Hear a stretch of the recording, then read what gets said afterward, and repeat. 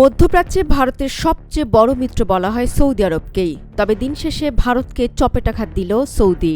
নয়াদিল্লির হিসেব নিকেশ বলছে, যুক্তরাষ্ট্র নয়, গত ৫ বছরে সবচেয়ে বেশি ভারতীয় নাগরিককে দেশে ফেরত পাঠিয়েছে মধ্যপ্রাচ্যের দেশটি। দেশটির পররাষ্ট্র মন্ত্রণালয়ের বরাত দিয়ে সংবাদ মাধ্যম Times of India, India today, Hindustan Times সহ দেশটির বিভিন্ন গণমাধ্যম এ খবর জানিয়েছে।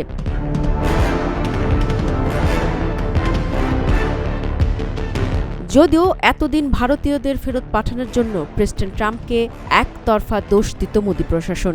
অভিযোগ করা হতো, ট্রাম্পের নীতির কারণে অবৈধ অভিবাসীরা আমেরিকা ছাড়তে বাধ্য হচ্ছেন। অনেক ভারতীয়কেও বেআইনি অনুপ্রবেশের অভিযোগে আমেরিকা থেকে তাড়িয়ে দেওয়া হয়েছে।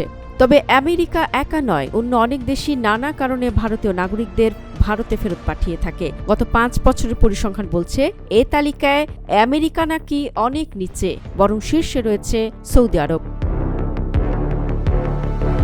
ভারতের গণমাধ্যমের প্রতিবেদনে বলা হয়েছে, অবৈধ অভিবাসী তাড়ানোর নিরিখে গোটা বিশ্বে প্রচারের শিরোনামে উঠে আসে মার্কিন প্রেসিডেন্ট ডোনাল্ড ট্রাম্পের নাম। যদিও বাস্তব রিপোর্ট বলছে ভিন্ন কথা।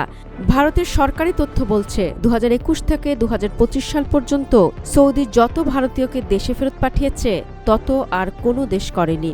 রিয়াদে ভারতীয় মিশনের হিসাব বলছে, ২০২১ সালে ৮,৮৮৭ জন, ২০২২ সালে ১০,২৭৭ জন, ২০২৩ সালে ১১,৪৮৬ জন, ২০২৪ সালে ৯,২২৬ জন এবং ২০২৫ সালে এখন পর্যন্ত ৭,০১৯ জন ভারতীয় নাগরিককে তাড়িয়ে দিয়েছে সৌদি সরকার।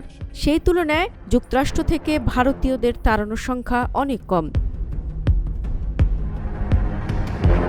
যুক্তরাষ্ট্রের ভারতীয় মিশনের পরিসংখ্যান অনুযায়ী গত ৫ বছরে সবচেয়ে বেশি ভারতীয়কে তাড়ানো হয়েছে রাজধানী ওয়াশিংটন ডিসি থেকে। ওই শহর থেকে ২০২১ সালে ৮০৫ জন, ২০২২ সালে ৮৬২ জন, ২০২৩ সালে ৬১৭ জন, ২০২৪ সালে ১,৩৬৮ জন এবং ২০২৫ সালে এখন পর্যন্ত ৩,৪১৪ জন ভারতীয়কে ফেরত পাঠানো হয়েছে।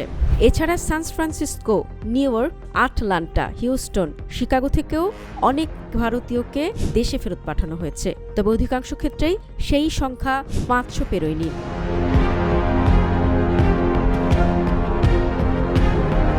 সৌদি এবং যুক্তরাষ্ট্র ছাড়া যে সমস্ত দেশ থেকে ভারতীয়দের তাড়িয়ে দেওয়া হয়েছে তার মধ্যে রয়েছে মালয়েশিয়া, মিয়ানমার, সংযুক্ত আরব আমিরাত, বাহরাইন, থাইল্যান্ড এবং কম্বোডিয়া।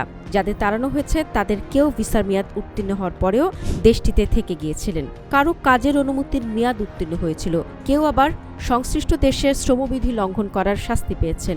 অর্থাৎ বিভিন্ন দেশ থেকে ভারতীয়দের তাড়িয়ে দেওয়ার সংখ্যা সময়ের সাথে সাথে বাড়ছে। শারমিন শ্রাবণী, ওয়েব 24।